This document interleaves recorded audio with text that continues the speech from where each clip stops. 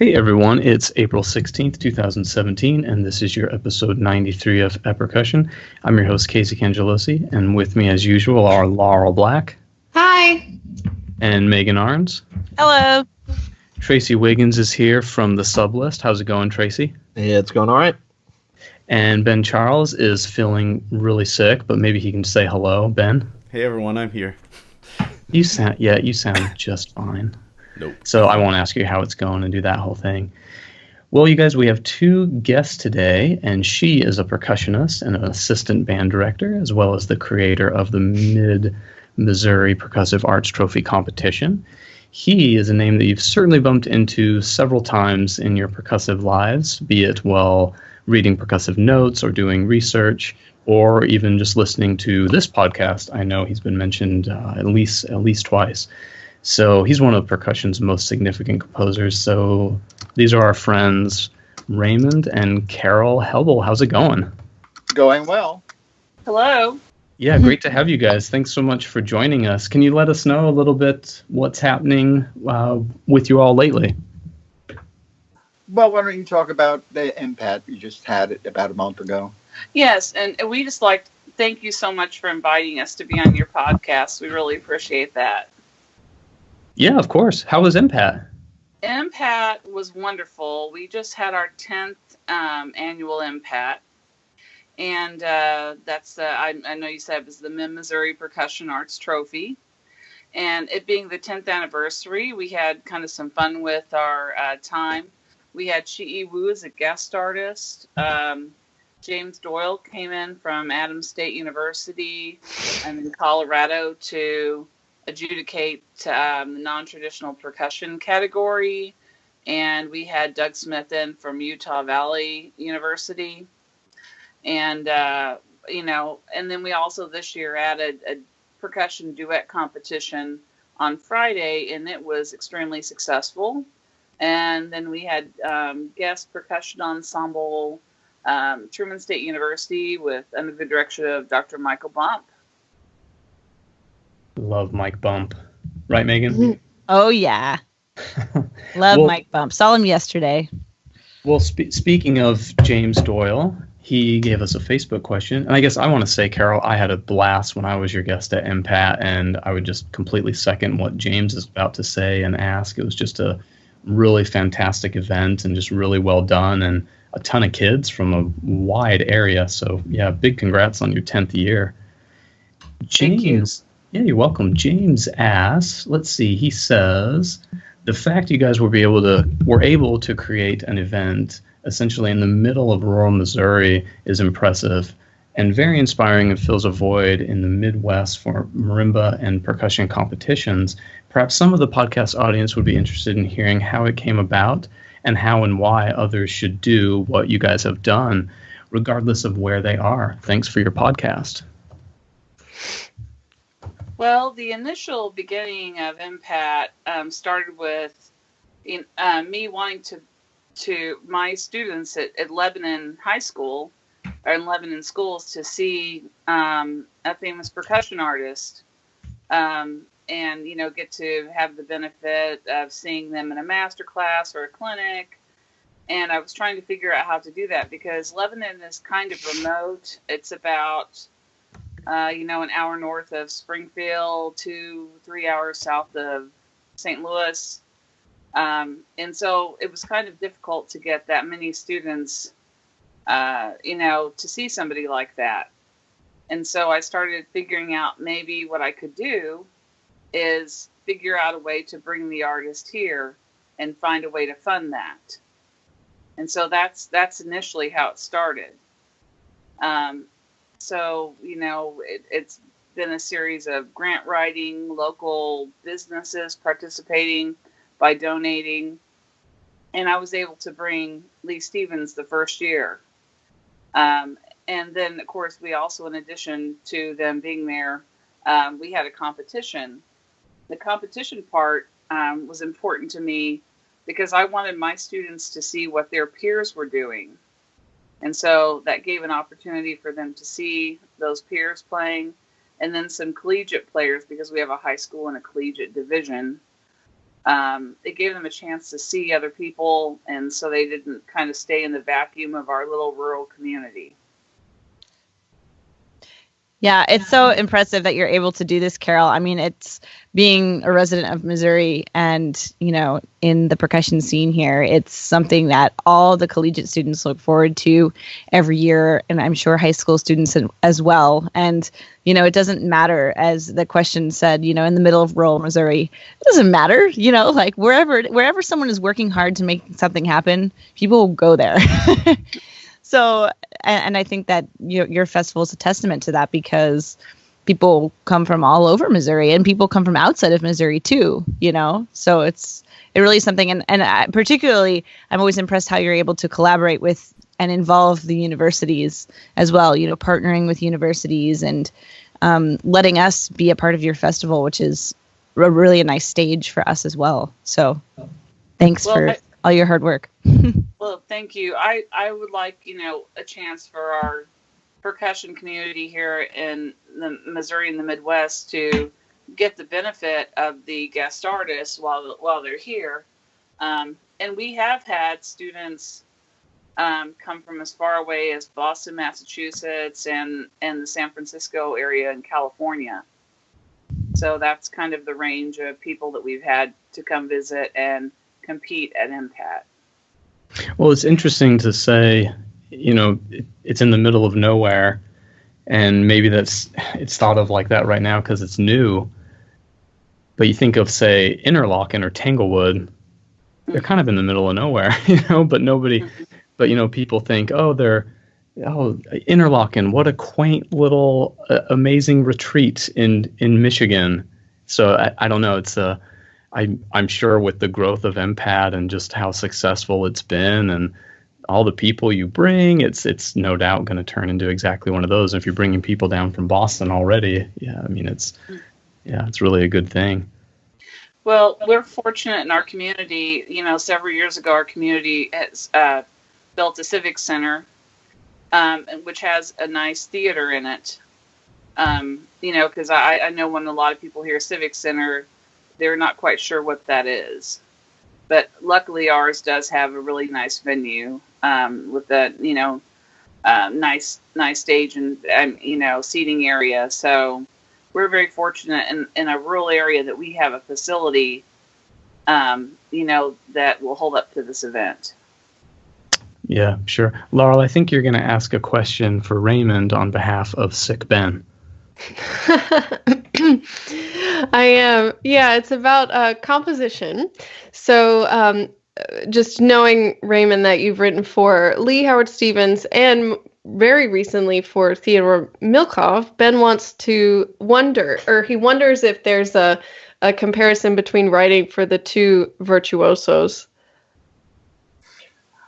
They play differently. They have different techniques, and I had to become acquainted with them. With Milkov, it had to be over, you know, Skype and through videos because he lives in Greece and visits Russia, and I don't do that very often. I don't get out of the house that much, so I mean, it's not likely that I'm going to be working with him. Back in ancient times, I worked with Stevens very closely to see what it was he was doing, because he kept strong-arming me into writing music for him to play.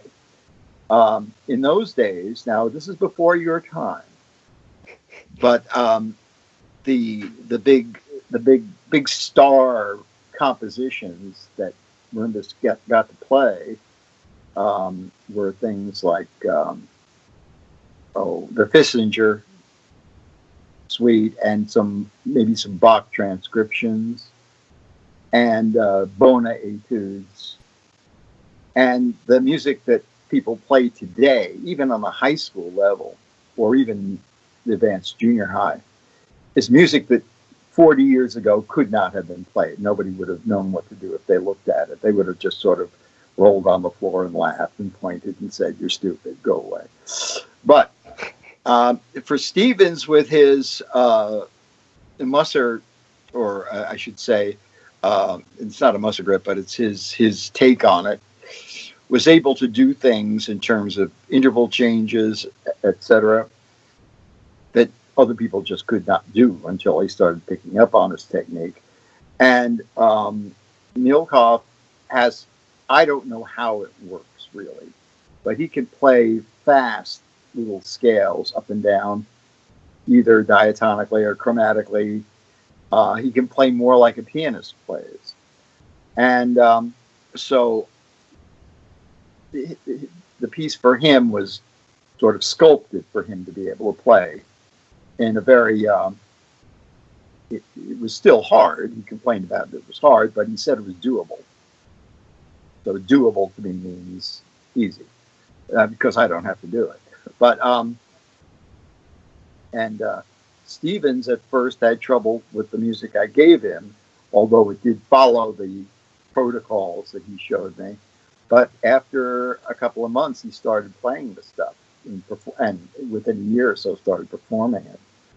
So there were different approaches to the two players who have extraordinary technical skills, but they have different technical skills.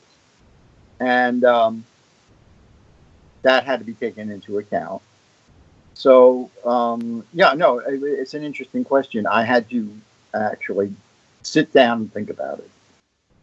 Yeah. Has the piece you wrote for Theo, I know he was originally going to premiere that at PASIC, I think, but I don't think he played it. So has he premiered that? He's recorded it. Okay. It's on Facebook. I'm sorry, YouTube. Mm. Yeah. His computer, we did automatic page turns. You know, you step on a little pedal, and the page turns on the computer that's on your music stand. Right. So, actually, 2 premieres got scotched that concert. Rude Wiener also had a piece that was supposed to be done, and he did not have time to totally memorize those pieces because he was also putting together his videos and his summer camp and all that. But he had the piece since late April, the year, 6-7 months before.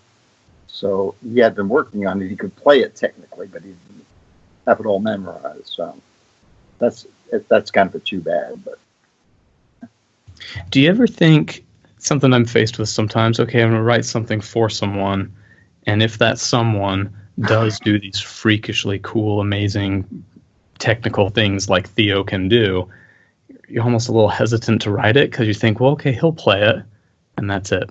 Like, who else is going to play this? Because Theo's so good, you know what I mean? I don't know if you ever gotten that feeling with, writing for these virtuosic frontier performers. No, that's an excellent question, and I was thinking about that. I'm saying, I don't mean wasting my time, but if you're a money writer, you think about those things, like where can this piece go from Theo can. But as it turned out, a lot of people play, well, maybe not a lot, but a significant number of people play the early preludes and of mine that were written for Stevens because they picked up on his technique. And I think people will pick up on Theo's technique. And so it may take a few years, but yes, other people should be able to play Passacaglia. And the other thing is that a lot of people buy it and they analyze these things. I get these emails or things in the mail from people doing either DMAs or masters in performance, and they're writing a paper on, like, for me, old pieces, and ask me questions about something I wrote 40 years ago. Like, I remember that.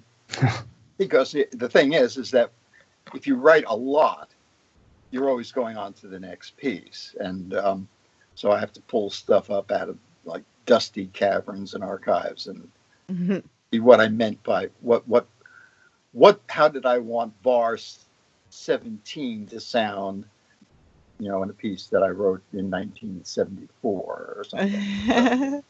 And so But no, I have confidence that with the sharp and dramatic improvement of keyboard playing, that Theo's piece is going to be doable probably within 3, 4, 5 years. Yeah, cool. Yeah, agree. Yeah, that's a great answer. Well, we covered a question from Ted Jackson and some from, also one from Bill Rice. I wonder, Bill Rice asked, would you speak about the early relationship with Lee Howard Stevens and the great works you wrote with Lee in mind? And I wonder if you could tag on any personal relationship with Lee Stevens? Oh, that's kind of strange. Stevens was, well, you're talking Lee Stevens, you're going to talk strange.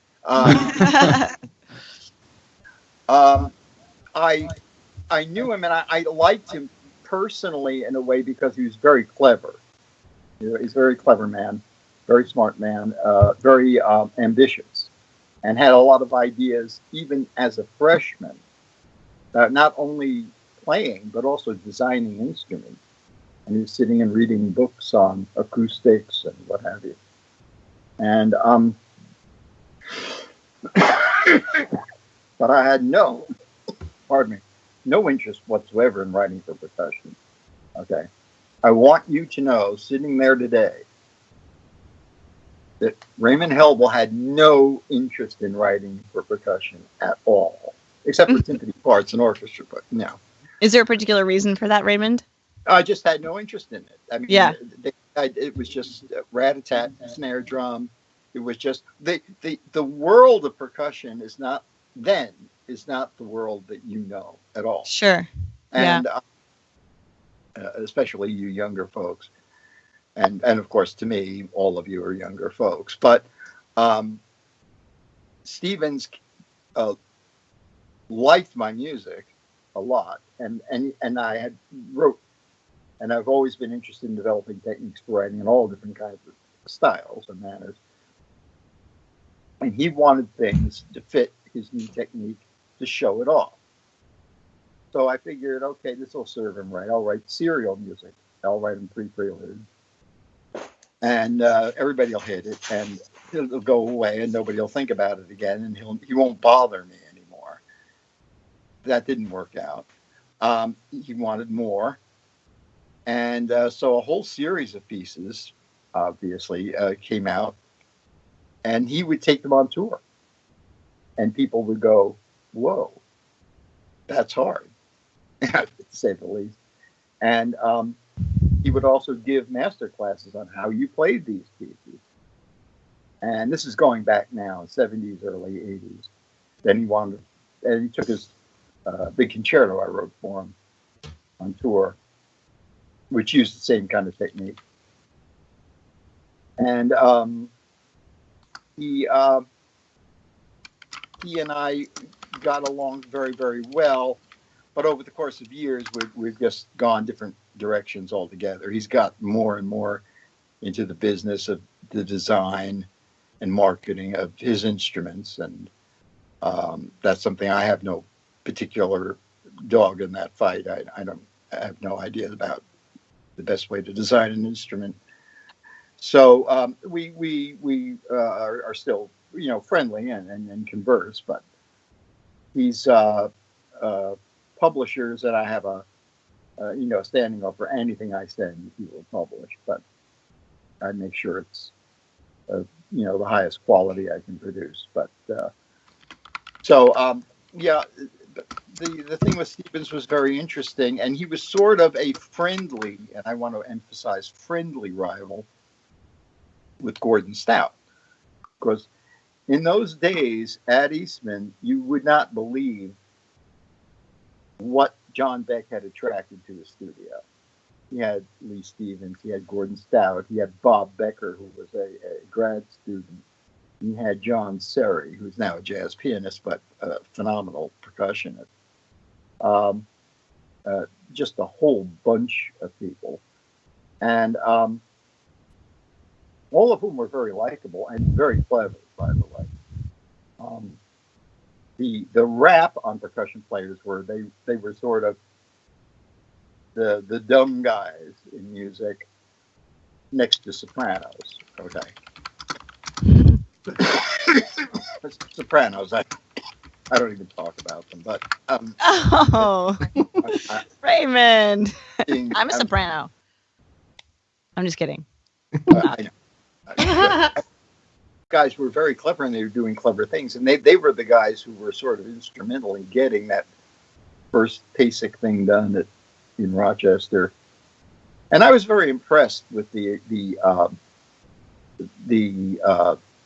desire and the drive and the focus of putting together percussion in a kind of a new way.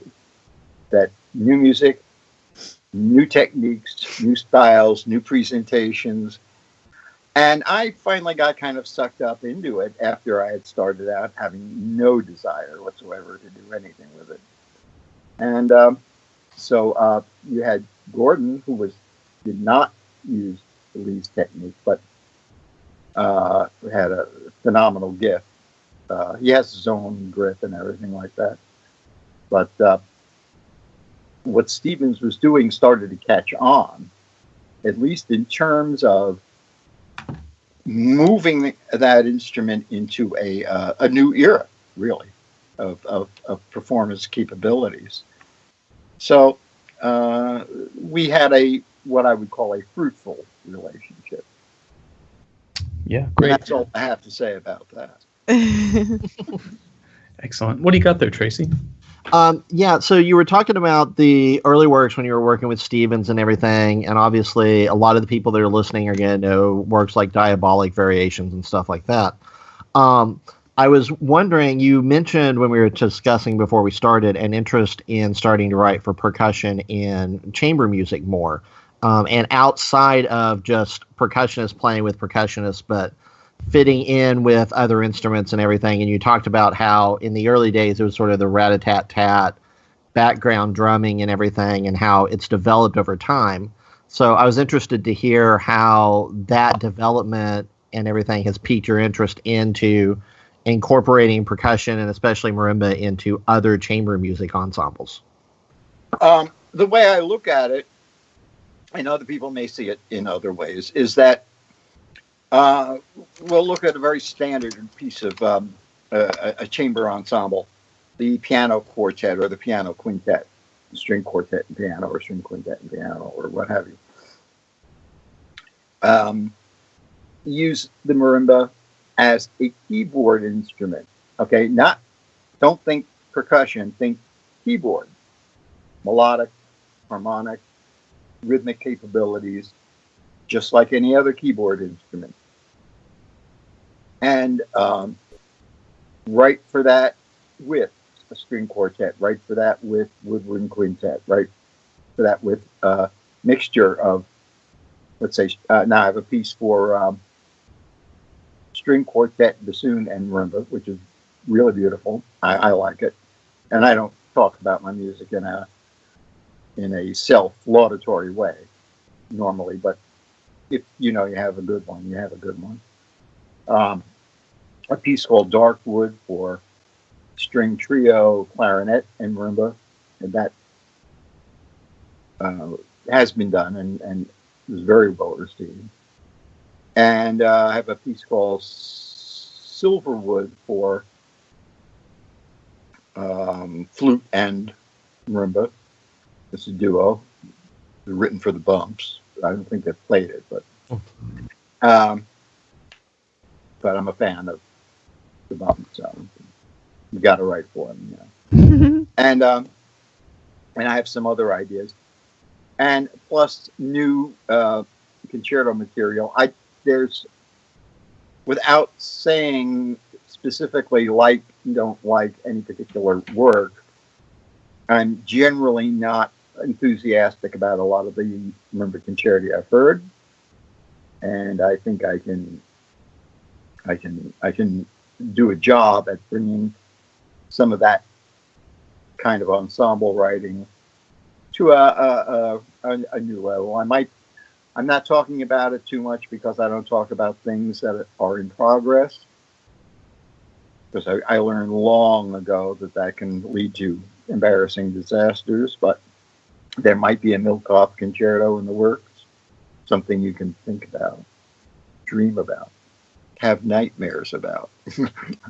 But yes, I already have some things, and Tracy, if you want, I'll send you some stuff. That would be great. If you're well behaved. Well, I can't promise that, but Well, either can I. yeah. Tracy, if you want, you can forward that stuff on to me. Okay. And then we can sell it on the internet for $1. Right. Yeah. So I had one follow-up. So when you're writing for like the marimba and stuff in these contexts, when you're writing for with like string trio and things like, are you writing for the marimba kind of taking the role that piano often would in those sorts of ensembles, or how has that affected your marimba writing? My marimba writing in general, okay. Now the Milkov piece doesn't count for this. Has actually gotten somewhat easier. It's gotten a little bit less loony. I mean, as far as just stretching every possible parameter. It's made to be playable by more people. And yes, to answer your question, it takes the place of the piano or harpsichord or any other keyboard instrument, adds it in, but it has to fold in. And the idea is that the percussionist learns to correlate his work, the work he does, with what the string players are doing, the wind players are doing. He learns about what they're doing. They learn about what he's doing. And as far as I see, assuming the music is good, and I will attest to the fact that I think it is. Of course, composers can be wrong, and never trust composers when they talk about their own works because they're often just full of beans. But I'm not assuming that it's good work. It's a win-win for everybody. The thing is to get people who are not percussionists to want to work with percussionists because they think it's going to be all bang bang. There's still a group. Excuse me. I think I caught something from Ben. Every week. Associate percussion. Yeah, associate percussion with like the noisemakers. No, not like that at all. You've heard Milkov play early classical music, high Baroque music, and you know that he doesn't play that way. And a good player with a lot of control can blend right in with those other instruments, lend support. He can be the leading voice, can be an accompanying voice. The musical challenges should be very great, but the technical challenges can be pared back so that it's more practical for more players. So I think that once the stuff gets around, you find it interesting. That's my opinion. No, I was just going to say I've been fortunate enough to be in 2 chamber duos, one marimba and violin, very much like Marimba Lynn with Nancy Zeltzman. And the other is a marimba piano duo that's much more recent, but I feel like I really have a similar feeling to you, Raymond, especially when it comes to marimba, just because as percussionists, it's almost like we pick either we're going to get really good at one thing or we're going to be the kind of person whose performance is very impressive because we were willing to set up stuff for 3 hours and then tear it down for 3 hours, which is not me. And I think there are enough people that really love that part of percussion. How am I going to set it up? How am I going to build this? That I don't have to be one of those people.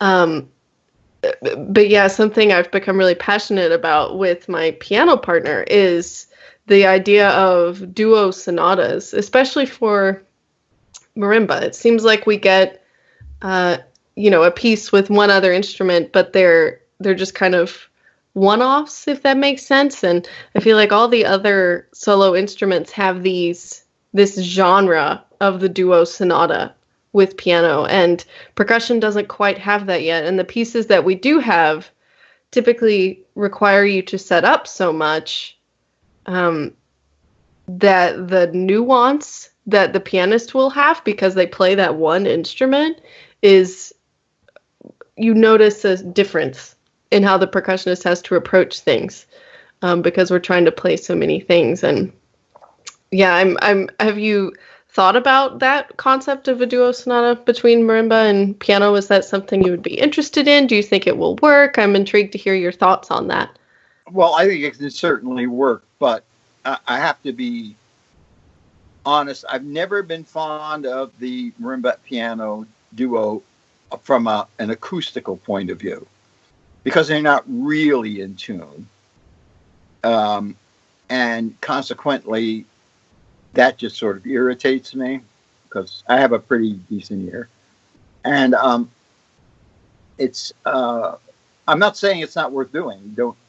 But I'm just saying I've never cared for that combination.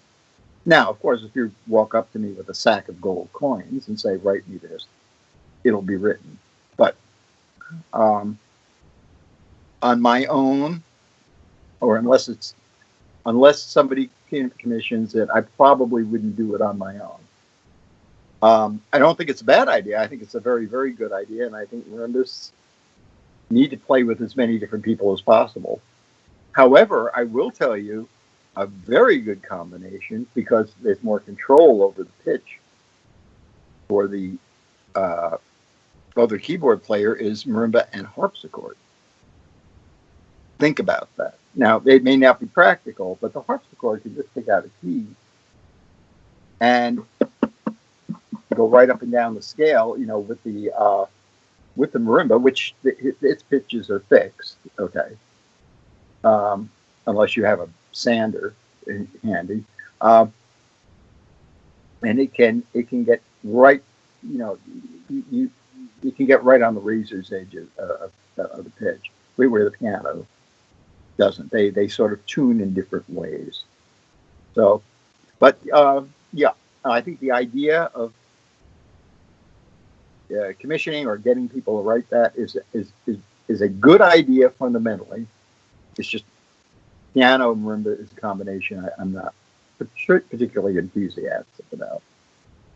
But marimba and anything else, was short of bagpipes or something, I'm eager to explore. Oh, by the way, I want to clear something up that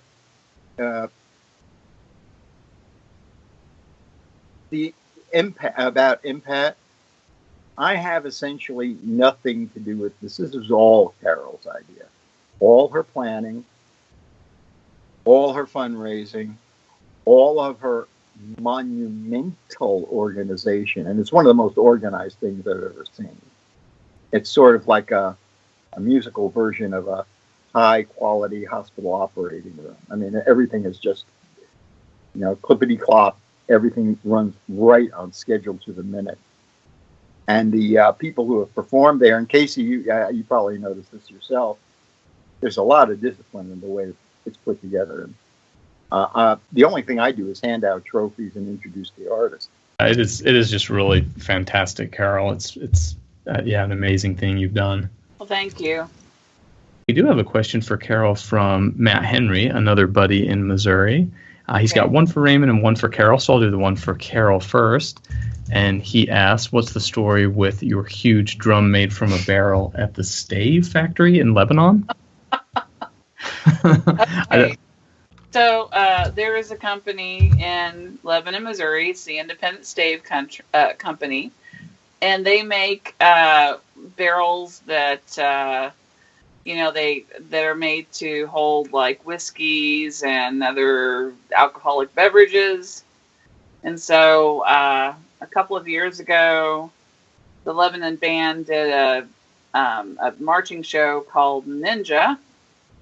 And so we decided we wanted to have some sort of taiko drum representation there.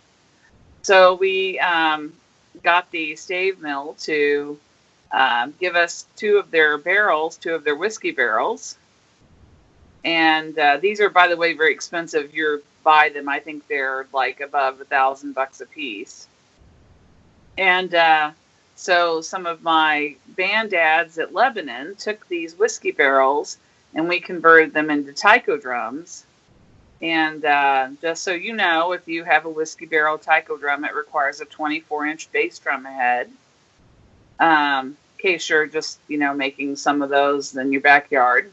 And, we just took some, we had some old, I think, rusted out Slingerland marching bass drums. And we took the hardware off of them and mounted them on these whiskey barrels and made taiko drums out of them. And then not too far from Lebanon, there's a company that makes trailers for boats. I don't know if you're aware of this in Lebanon. A lot of recreational boats and such, pontoons, bass boats are made in Lebanon. So they actually custom made drum stands for us that were on a large wheel, so we could take them on marching band. So that's the I guess origin of the whiskey barrel taiko drums that we have here in Lebanon. Good job, Matt Henry. Always can count on him. Nice. Yay. Yeah. You can always count on him to find out where they're making whiskey barrels. That's right. Well, his other question is for Raymond, and he says, for Raymond, who do you see as an innovator in percussion composition? Composition. I almost want to take a pass on that because I don't want to leave anybody out who I think is an innovator. To me, innovation is overused and less important than quality. Okay. Mm-hmm. I'm more interested in quality. If I were to say composers, I think, who are really good quality composers, and I'm going to leave everybody here out of the picture just to keep it impersonal. I'd say people like David Gillingham. I'd say people like Eric Iwazin, David Mislanka. There's, of course, the lovely and talented me, but who needs to mention that? We just had David Mislanka here. Yeah, he can write a good piece when he's really up for it. Gordon Stout has some good pieces. Now, everybody knows him from the Mexican dances and Beads of Glass and all that stuff. He has got a handful of, unfortunately, underrepresented percussion orchestra type pieces that are quite good, that need to be explored more. And while I'm not a total fan of every note that he ever wrote, I am a fan of his percussion ensemble music for sure, because he has very interesting ideas, and you can hear the development of those ideas, and he knows how to put them together. So I like that. Innovative, I don't know. I know, Casey, you've done some things that are a little out of the box that work. But I think that it's much more important, both for the art and for the performer and for the audience, that rather than trying to do things that are different. Now, if you hear things differently and you're expressing them, that's one thing. But too many composers, in my experience, which is long, try to do things that are different to be different per se. And more often than not, I find that does not work. Okay, let me give you an analogy. You have guys like Brahms and Bruckner writing music, okay, and we were going back to the late 19th century. But at the same time, you have Claude Debussy Okay. He's doing something different. And a lot of people say, oh, he's so brave, he's breaking rules. Nonsense. That's not what he's doing. He's making new rules to fit the music that he hears in his head. And that's not the same as I'm going to go do something different. I'm going to go be innovative. It's I'm going to express these ideas that I think are important, and it requires a different technical vocabulary. And there's a difference between I'm going to be different and I have these ideas, but I have to abandon some old ones and I have to embrace some new ones and correlate them in such a way that I can still make art. And so I generally don't think of pieces in importance as being either innovative or old-fashioned or somewhere in between. I think of them as how well technically are they put together, how interesting is the material, does the audience get some positive reaction out of listening to it? Do the performers learn from playing and working on these parts? I'm a strong believer in that time is life. When you make an audience sit and listen to a, let's say, 10-minute piece, you are taking 10 minutes that they'll never get back. So you better make it good. Whether it's new or old in terms of technique, and you're taking many hours, countless hours away from the people who are learning to play this.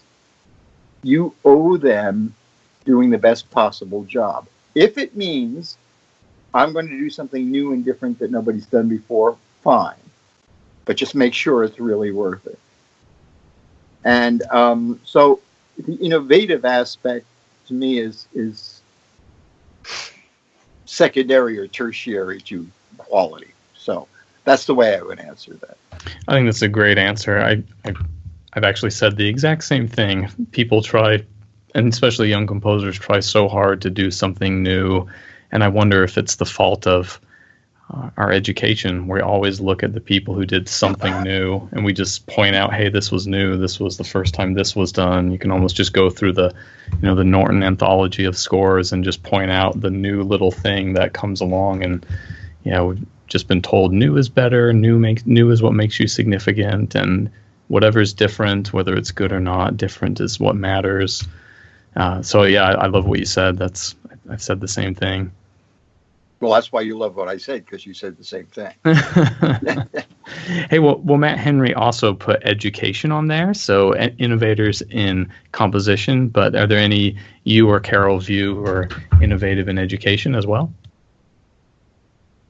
I have a definite feeling about, actually, Matt Henry himself. I think he does a phenomenal job of presenting world music in a way that's not as a novelty, but is a serious tradition, or a series of serious traditions. And this elevates what I think he's doing and elevates the understanding of people that there are different artistic traditions. And I know he's very serious about being on point about not mixing and matching instruments that don't belong together. And I know, and I've seen him talk about it. And which the first time I went to see him, I didn't think I was going to be interested, but I figured, okay, let's try it out. And I was absolutely hooked by the way he teaches. So I put Matt Henry at the top of that list as far as people I know. Okay, which is not a whole lot, but he does an excellent job. I loved what I learned about him when we interviewed him. Yeah. It's one of my favorite things about doing this show is it really, gives me a kick every week to really research someone twice. Once when we introduce them, and then a second time when I edit. And I knew Matt a little bit, but I didn't know him well enough to, I learned a lot. Well, I kind of feel the same way about innovation and education, the way Raymond does about innovation and composition. I'm not a big fan of somebody trying to reinvent a wheel that's already working just fine. For instance, what's going to be the upgrade on stick control? The book, that sort of thing. I feel like, in my teaching, I teach 6th through 12th grade percussion. And that's all I teach. I don't teach a general band class or anything like that. But I really feel like fundamental techniques are fundamental techniques. There are new innovations as far as when Stevens came out with his new version of grip for marimba. Those are things that are improvements, but I think those are few and far between. Yeah, and clearly your program is successful. I have 2 of Carol's students in my program, one that just graduated and one that just did her junior recital, and they're amazing students. And they're always finalists at MPAT and, going to college, for several of them going to college for music. And yeah, super strong program. So you're doing great things down there, Carol. Well, thank you. One of the great benefits I've had of having MPAT in my neighborhood here is I've had a chance to meet a lot of great percussionists, some present company included here, and gotten to know a lot of things and fresh perspectives about people. But for instance, this last year, we had Shi Wu visiting. And we were talking about students that, would apply to study with her. And, one of the things she mentioned was if the student can't play snare drum very well, they're probably not going to make it into her program. So what she's expressing is you have to have these fundamentals. It doesn't matter how well you play keyboard or if you can play whatever big keyboard pieces, on the slate at the moment. To her, it was, did they have solid snare drum technique? And I think a lot of people probably don't realize that when they go audition for colleges. But those fundamentals are very important. Mm-hmm. But I'm speaking to the choir here, so. Well, and speaking of the choir, the chat window is blowing up with all our frustrations about reinventing education and there's a push to incorporate technology and how we're using technology, or having them do all these new things that are further outside the box when really we just want them to get good at the fundamentals. So I don't know, there's almost encouragement to go off track, and I don't know why that's a good idea when it's increasingly more and more competitive out there. Technology is fine when it enhances what you're doing, but as itself just to add to whatever perceived dog and pony show is supposed to happen. I use some technology in my classroom, but I would tell you that 95% of it is just basic, learning how to master snare drumming and keyboard skills in the early years. And just trying to make sure that I get a quality product. I'm trying to produce a student that can walk into a collegiate program and not feel intimidated by it. That's my goal. Yeah. It's a good goal. Hey, well, to break things up just a little bit, Megan, I think you have a segment today, right? I do. I wanted to talk a little bit about summer percussion festivals now that we're approaching the summer season. And I chose 3 of them that I am most familiar with, that I've had students go to or attended myself. And so you all might have something to add to these as well. But I thought I'd just give a little bit of information about each of those 3, kind of my top 3 that I recommend to students. I put them in order of the dates which they happen in the summer. So the first one is the Niefnorf Summer Festival. and it takes place June 12th through 26th. It's located at the University of Tennessee, Knoxville in the Natalie L. Haslam Music Center, and it actually started at Furman University. I was an intern there back in the early days of the festival. And it's not just for percussionists. It's an interdisciplinary summer music festival. It includes performers, composers, and scholars coming together to collaborate on performance creation and discussion of contemporary music. It offers an immersive think tank environment, and there are 7 to 8 concerts that happen throughout the course of this festival. And the mission is to encourage both appreciation for live music and support for contemporary art. So you've got 3 basic programs you can apply for: the performance program, the composition program, and the research summit. This year, the research summit topic is music and minimalism. The faculty is giant. I'll list them. Not giant, but big. Andrew Bliss is the artistic director and a percussion teacher. Obviously, he's was a guest of the podcast. Allison Adams, saxophone. Christopher Adler, composition program director. Lisa Cella, flute.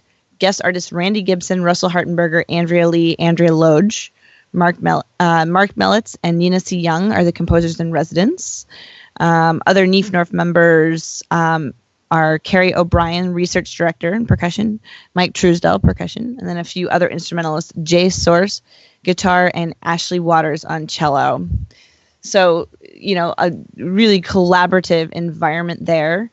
Lots of concerts, workshops, presentations, rehearsals. Really, really, really awesome festival. What is that, 2 weeks, the 12th to the 26th? That's NEF North Summer Festival. Check it out. The site also, this is probably too late. I didn't look at application dates because I think they've all passed for now, but this is to bring awareness to kind of know that this is happening this summer and keep it on your radar for next summer.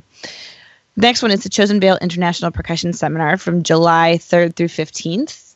It's located at the Center for Advanced Musical Studies in Hanover, New Hampshire, and it's actually Enfield Shaker property. So it's it's a rural area, and the campus consists of a lot of old historic buildings. So your lesson with Glenn Cochee might be in the stone mill or something, and you might have lunch in the let me get these names here.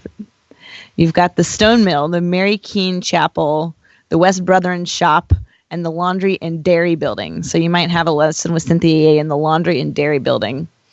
But I've heard that it's just a very peaceful environment, and it really allows you to focus on the people around you and the music that you're making.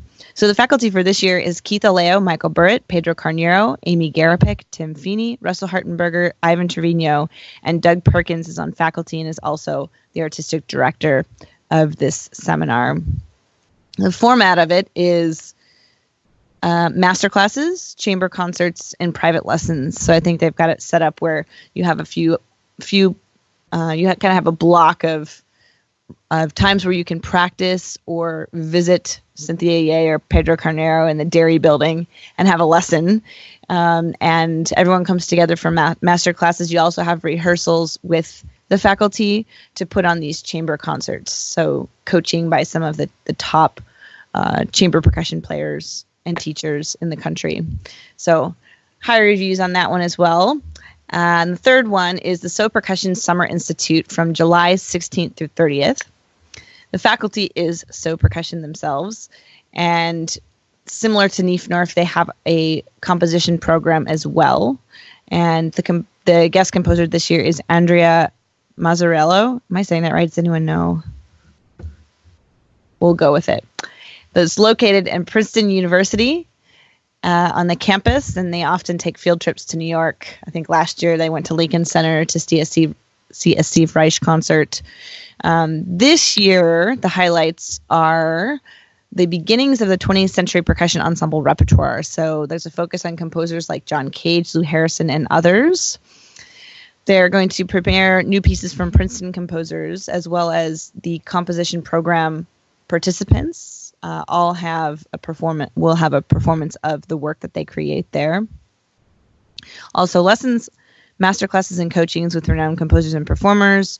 Performances around Princeton. Readings by solo percussion of student composer pieces, etc. And the overview of that is their mission for this year is: early percussion composers like John Cage imagined a world of organized sound where music consisted of more than just keyboard tones. For SOCI 2017, we will dig back into those first steps towards the modern percussion ensemble.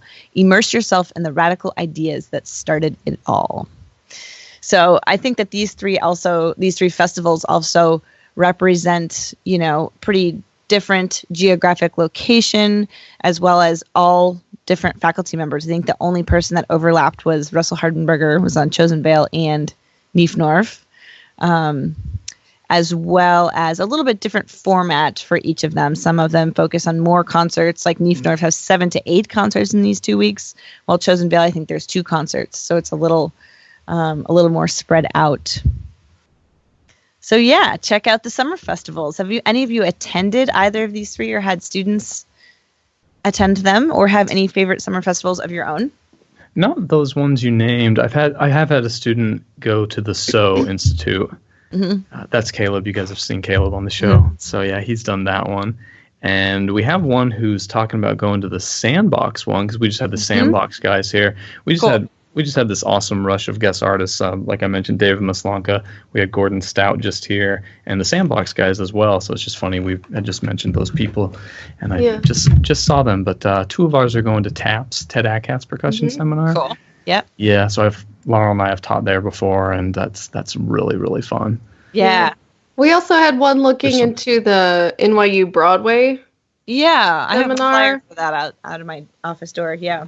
Yeah, and then the other one I would add that I went to and loved was ZMF, which is happening this year in July, and I think registration is still open. But where's you do have the to be location 18 for this year? It's at Rutgers, so it's in New Jersey this year. I pulled it up here just really quickly. Yeah, they'll have 8 concerts over 2 weeks. You just need to be 18 in order to go, and registration's open. Mm-hmm. There's a JMU summer camp. Ben went to it when he was a kid. Nice. And He's of course, nodding. the Lee Harris Stevens camp. There's the Sick Puppy Chamber. I think last year around this time, I read through kind of the rhythm scene list. I thought it'd be nice to kind of go in depth into just a few this time. But of course, there's so many summer festivals that are worth checking out. So I thought we'd get around to, we're kind of getting towards the end of the show here. I thought we'd get around to another question for Raymond. And I've got one here on Facebook from Robbie Green. He says, let me start by saying that the Diabolic Variations is one of my favorite works for percussion ensemble. I understand its form and all the variations. However, I've always wanted to ask if there were any personal items, connections, or hidden jewels in the piece that maybe the composer only would know. Also, are there any personal memories that come to mind in the process of composing this piece or during its first performances? That's a very important piece for me because, believe it or not, at that point, I had been very ill for a while and being somewhat depressed about pursuing music, and I had decided to quit writing altogether. And I got a phone call from Richard Gibson at OU. University of Oklahoma Press, and he asked for a piece, and I said, okay, all right, let's see what we can do. All right, I'll try this one more time. Okay. And I got involved in the work, and I wanted to write something that had a very strict kind of formal aspect to it, yet was sort of 90% tonal, but a little modal. And I came up with all kinds of ideas of what I wanted to do to make it just a little different, but pretty much the same. And the composition of it turned out to be kind of fun. I enjoyed writing for the first time in a while. And it changed my attitude, and I said, maybe I won't quit writing. That piece was like, 83, 84, 85, somewhere in there. So yeah, the piece is very important. As far as anything in the piece is tricky, I don't recall other than some contrapuntal stunts and tricks. But I mean, that's on the page. But personally, yeah, it's a very important piece. Wow, And very cool. We owe the fact that I'm sitting here talking to you, Richard Gibson. Wow, cool. Yeah, it's a beautiful piece. I would like to do it. I'm not sure when they last did it here. I know they've done it, but if it was long enough ago, I'd certainly love to do it again. Yeah, I was soon. just thinking the exact same thing. Yeah. Yeah. Well, last little question. I guess it's kind of technology related, also from Robbie Green. He says, I remember seeing your profile on Facebook, this is for Raymond, a few years back and thought it was a fan page. However, when I discovered it was really the composer, I was pretty impressed that you have put yourself on social media, unlike many composers of your generation. Has anything changed for you as a composer, being more socially connected to performers of your work? I don't think anything radically has changed. I have somehow gathered, like a snowball rolling down a hill, the thousands of Facebook friends, which I didn't know. Found out that people all over Asia and Europe have copies of one work of mine or another, and which surprised me. I had no idea of the interest, and which is actually humbling. But no, in fact, I have to update my official web page. It's badly out of date. I have to add a whole bunch of new pieces. And I have there are pieces that are maybe 3, 4, 5 years old that aren't even on there. So I have to do something about that. I've never been terribly good about attending to the business end of the composition, but I'm trying to get better at it now. So over this next summer and early fall, I'm going to be trying to set up a whole series of school, visits to schools, and also I'm going to put myself out even more as far as getting performances from some